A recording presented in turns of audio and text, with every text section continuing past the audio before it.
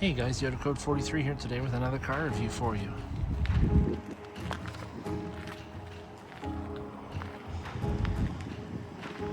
Today I've got the keys to this 2018 Chevrolet Silverado 2500 Z71 Duramax diesel 4-wheel drive. First we're going to take a walk around the truck, talk about competition, where it fits in the segment, talk about the features and modifications on this truck. Then we'll check out the inside, look in the bed and under the hood, then we'll go for a drive. So this body style of Chevy truck came out for the 2014 model year, with the heavy duties coming out for 2015. Competition for this truck would have been the GMC Sierra heavy duty, Ford F-250, Dodge Ram or Ram 2500. That would have been about it. Those are your heavy duties. So this 2018 would have a 6.6 liter Duramax diesel engine, Allison 6-speed automatic transmission. This engine makes 445 horsepower, 910 pound-feet of torque. Curb weight's around 6,600 pounds. It's a pretty hefty duty truck. As far as other modifications done to this truck, he's tinted all the windows including the windshield. Falcon Wild Pink tires on method wheels. Tires are 305/65 18s. 8-month hubs on these heavy duties. This truck is all blacked out. Looks real good.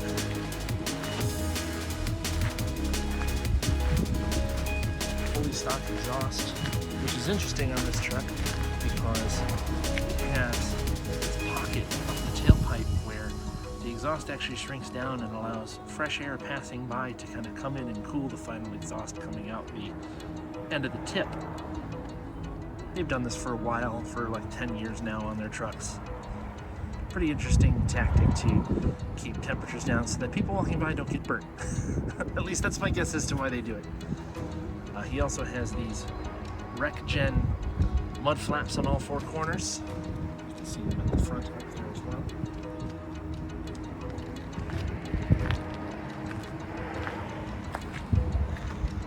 Nice American Tonneau Company soft cover. An aftermarket drop hitch.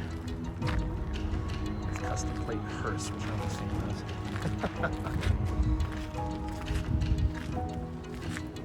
It also has 6-inch black step bars on both sides for ease of entry and exit from the truck. It's a pretty tough step up for, well, someone like me. I don't like getting up into trucks.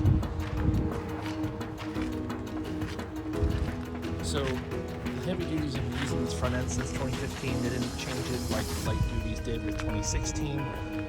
They kept the standard projector headlights on top with the regular low beams on bottom, fog lights on this truck as well, and then what you see down here is for the block heater plug.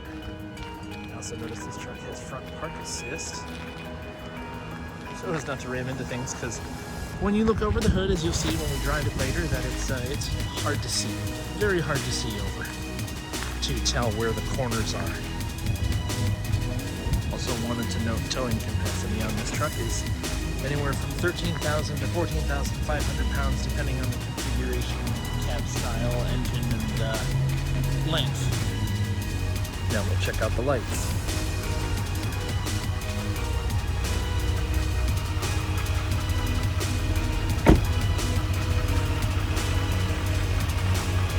Side markers on the mirrors, cab lights up on the roof, and then in his truck he's actually changed out the halogen bulbs for LEDs in the low beams and the fog lights. That'll really help with visibility at night. I'm sure people driving the other way absolutely hate it. It's a long walk around this thing.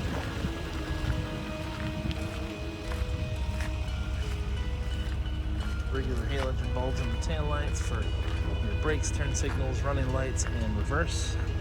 The mirrors on this truck also have spotlights in them, as well as signal LEDs in the mirror glass itself to be seen from behind, and blind spot mirrors on the bottom half. Now we'll check out under the hood. Listen to the sound of the doors here. Nice and solid.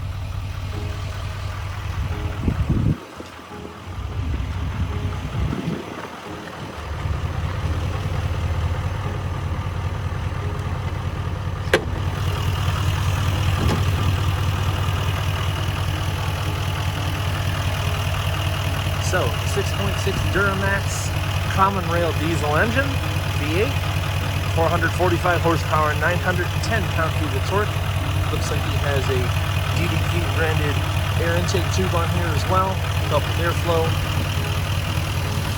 But I think that's all he's done to the engine. It is a reach to grab the hood, but you have your brake fluid, fuse box over there,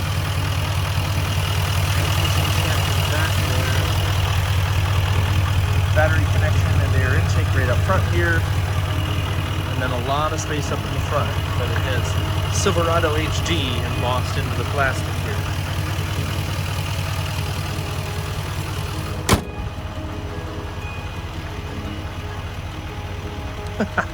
What a beast.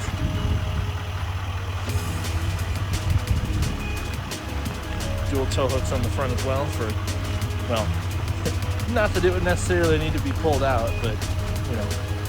And then another GM thing of recent, carpeted wheel liners. Yeah, they help with keeping noise out of the cabin, and they do really well on this truck, but man, they are a bear to clean, and it's got them on all four corners. I'm sure the owner can attest to that. Now we'll check out the inside, starting with the back seat.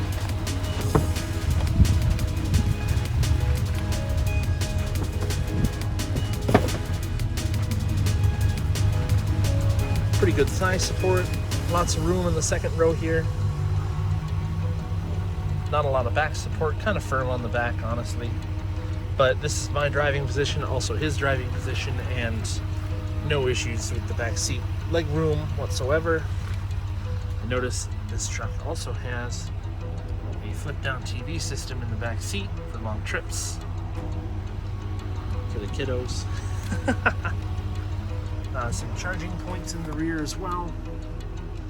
No climate control vents or anything like that. Some extra storage and a flip-down armrest with cup holders and a power sliding rear window, I believe.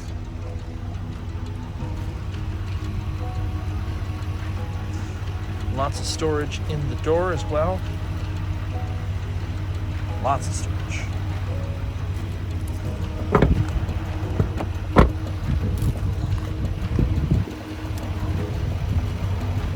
Regular fuel cap.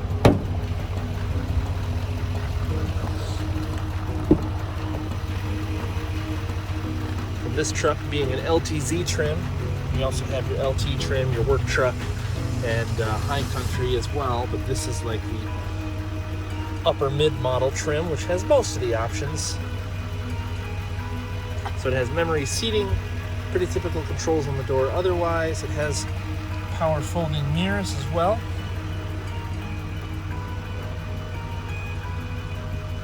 Which work great. Interesting pattern along the door. It's smooth to the touch, but looks like it has a texture to it. I don't see it used anywhere else in the truck, actually, because otherwise you see this metallic gray being used for the surrounds inside the truck. Anyway, moving on. Seats are pretty common GM design. They're comfortable. You can heat the back or the bottom. This truck has all-weather floor liners in it as well. Typical step push brake, step on, step off. Also has integrated trailer braking control. And then your light controls, your 2 and 4-wheel drive. Climate control vents are laid out across the dash in a vertical fashion like that, as you can see here. This truck also has a Moonroof, power, manual shade, full LED interior lighting as well. Wireless charging pad on the center console here. Large cup holders with grippers in them. Some extra storage on either side of the console. These pockets. Step up in here. Grab handle for the drive are definitely a plus.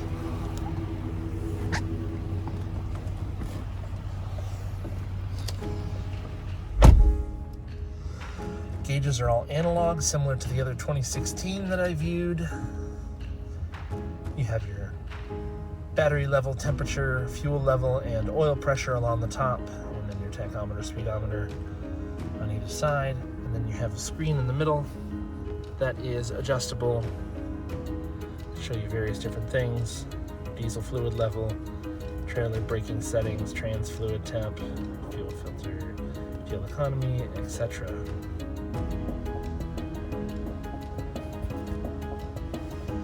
Steering wheel is 4-spoke design, common of the GM trucks of this time.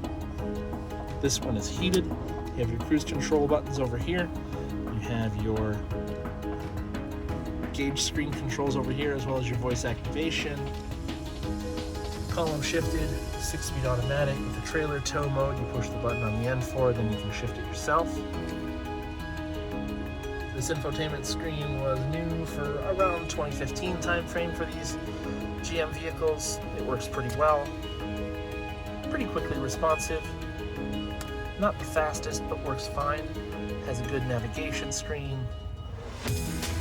The stereo system is really good in this truck. It's Bose audio.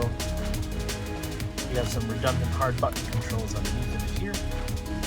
Good turn knobs for your tuning and your volume control. And you have all your climate controls down below here.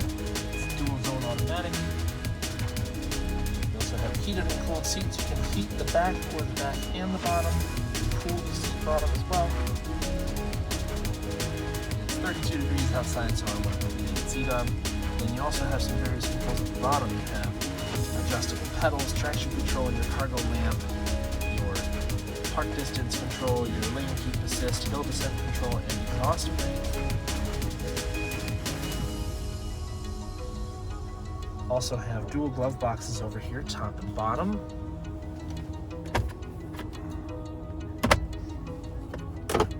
Both of those feel pretty good. Nice and large for lots of storage. You can see the Bose logo on the speaker down here. Various power points down here for things to plug in. USBs here, house outlet over here, and then 2 standard cigarette lighter style power points right there. Massive extra storage down in the center console here as well. And then there's also the actual center console, which, like I said, has the wireless charge pad, and then has a huge cavernous hole inside for whatever you need. And you have your auxiliary and USB hookups for the radio. Auto dimming rear view mirror here as well. Bluetooth microphone up by the sun visor here. The visor itself is pretty large, well lit. Goober, I don't care who knows it. Also have your sunglasses holder up here. Your home link and your sunroof controls here. View out of the front is really not too bad. Pretty large pillars to look through. The mirrors give you lots of visibility to the back because you can actually look out the back. Well, there's a giant bed in the way, but in all honesty, the C-pillars are not bad to see around. They're pretty narrow. So your blind spots aren't that huge, aside from the truck being immensely tall. You look out the front as well. Hood goes for miles. The tinted windshield is not as bad as I thought it was going to be. It's not a modification I would do myself, but I like it in the case of this truck. It's being sunny out. Other than that, we're ready to go for a drive. Here's the key on the Duramax. Chevy logo on the back side. truck that has unlock, lock, remote start, and panic alarm. But the truck itself runs on a standard issue key. Okay, so we're gonna try going for a drive in the Duramax.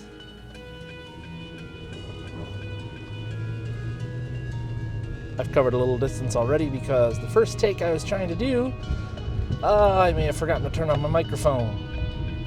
So, we're going over some rough ice here, and to be honest, I mean, the truck rides pretty rough. It's a 2500. It's meant for hauling loads and pulling heavy cargo. But turning radius is surprisingly good for its size.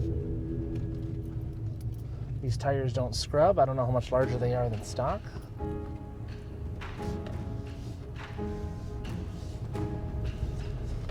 Fuel economy, I was investigating. His average lately has been like 9 miles to the gallon, but I think they can average a bit better, maybe closer to 18 or 19 on the highway in stock form. I'm sure the tires don't help, though this has only got basically 37,000 miles on it. We're going to turn the traction control off here and see if we can get a 0 to 60 run in. Just have to wait for a car to pass. Okay. Pull out here, come to a stop, and we're going to nail it.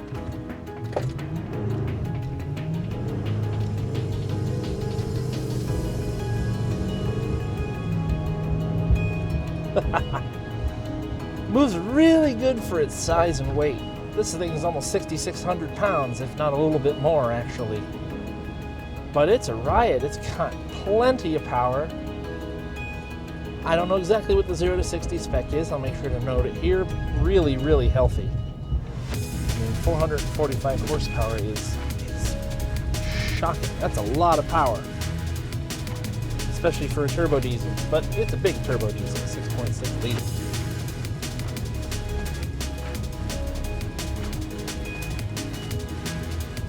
So, 2018 Chevy Silverado 2500 HD Z71 Duramax 4-wheel drive. A lot of fun to drive because the torque and throttle response are instantaneous. I don't know if it's been modified beyond the air intake pipe. I'll have to ask the owner.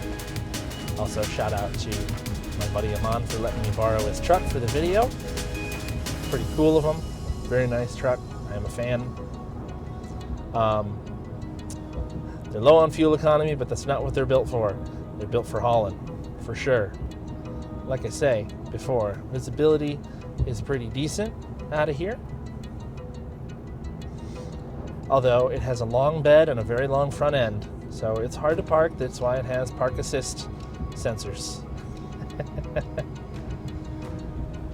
Hope you guys are enjoying my videos. Like, comment, subscribe, and suggest other vehicles you want to see on the channel, or let me know if you want to get your own vehicle on here. Yeah, I'm just starting out, but I'm trying to build my worth. Trying to bring interesting cars to everyone on the channel. Show what the car scene is like here in Michigan. The variation of different vehicles we get up here, and yeah, just have a good time, learn some things for myself, you know, build my own research of vehicles I'd like to own in the future type of thing. Yeah. So, otherwise, see you guys next time.